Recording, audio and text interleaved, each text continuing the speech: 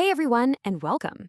Today, we're going to tackle a skill that is absolutely essential for, well, for everyone writing effective emails.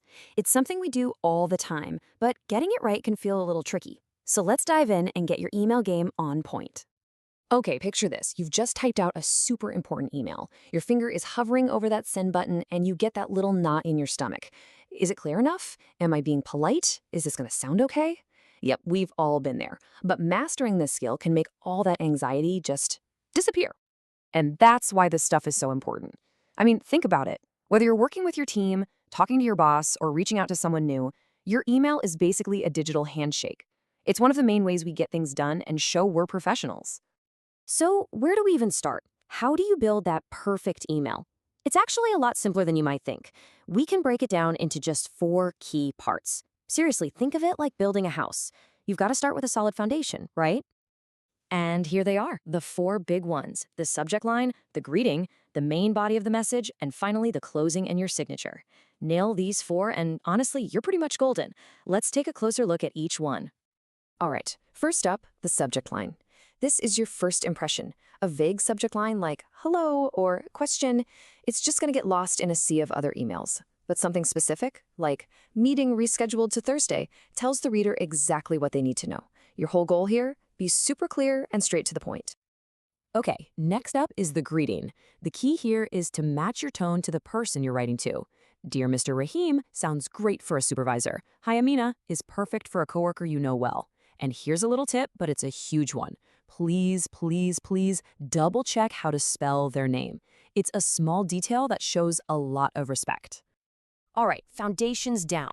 Now it's time for the walls of our house, the body of your email. This is where your actual message goes, and our main goals here are clarity and politeness. We want it to be easy to read and professional. This is a fantastic way to structure the body of your email. Just think, 1, 2, 3. First, right at the top, say why you're writing. Second, give them the key info. And third, tell them exactly what needs to happen next. An email structured like this is just so easy to understand and act on. And you gotta remember, people are so busy. We need to respect their time, and the best way to do that is to get right to the point. Seriously, nobody has time to read an epic novel in their inbox. Keep it short, sweet, and focused. You know, tone is everything in an email. The very same request can sound super rude or perfectly polite, all depending on a few words. Send it now feels like a command. But could you please send it today? That's a respectful request. See that? Such a small change, but it makes a world of difference. Here's another perfect example of that. I need this done is so direct, it can feel a little demanding. But swapping it for something like, I'd appreciate it if you could finish this by tomorrow, feels way more collaborative and respectful. Little things like this are how you build great working relationships. Okay, we've built our email, but before we move in, we need a quick inspection, right? Let's just quickly go over a few common traps people fall into so you'll know exactly what to watch out for. First one, hedging language. Using words like I think, or maybe, or possibly can accidentally make you sound like you're not sure of yourself. Instead, just state your idea with confidence and then explain your reasoning. You want to sound confident, so just say what you mean. Okay, mistake number 2, sounding like a robot. Your email should sound natural, like it came from a real person. A great trick is to read it out loud. Seriously. Does it sound like something you would actually say in a conversation? If it sounds clunky or weird, it's time for a little rewrite. Oh man, I am so guilty of this one sometimes. It's great to be enthusiastic, but using too many exclamation points can look a bit unprofessional, maybe even a little frantic. The rule of thumb? Use them very, very sparingly. One is almost always enough. All right, we are so close.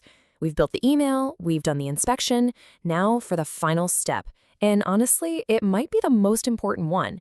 It's time for the final polish right before you send it off. So, before that finger hits send, just do a quick run through of this checklist. Is my message totally clear? Is the tone right? Did I proofread for any typos? And, oh, the big one, did I actually attach the file you said you were going to attach? A quick 30-second check can save you from a lot of trouble. I want to leave you with this idea because it's so true. Clear writing is clear thinking. When you send a well-written email, you're not just communicating an idea. You're showing respect for the other person's time, and you're showing respect for yourself. It proves you've taken a moment to think things through. And that's really it. You have the foundation, the structure, and the final checklist to write emails with total confidence.